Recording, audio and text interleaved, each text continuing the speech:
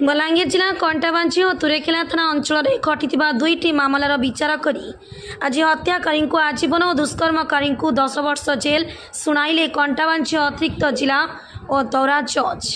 सूचना अनुसार बलांगीर जिला कंटाबांची थाना धुमसु गाँव तपिराम सुना गाँव जड़े दिव्यांग नाबालिका को बलपूर्वक भाव दुष्कर्म करथिला से अभियोग गिरफ होता 10 वर्ष जेल और 50,000 टंका जोरिमाना। अन्य घटनाटी तुरेकेला थाना खुजेन गाँव केदार मल्लिक पुरुष बंधु को गाँ दाण्ड में कुड़ाई कुड़ाई हत्या करथिला। से समय तुरेकेला पुलिस अभियुक्त को गिरफ करथिला।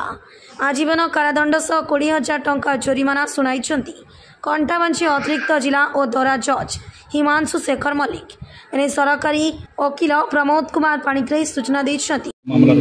आज सेशंस केस नंबर 47/23 रे एक्यूज केदार मल्लिक को 302 दफारे मानवर अतिरिक्त जिला दौरा जज कंटाबांजी आजीवन कारावास सहित 20,000 टंका फाइन कर गोटे मामला रे आज से दिन सेशंस केस नंबर 41/23 रे एक्यूज तपिराम सुना धुमसु गाँव से गोटे भिन्नक्षम झील को बलात्कार कर अभियोग तार केस को विचार करी 10 वर्ष सहित 50,000 टंका फाइन कर।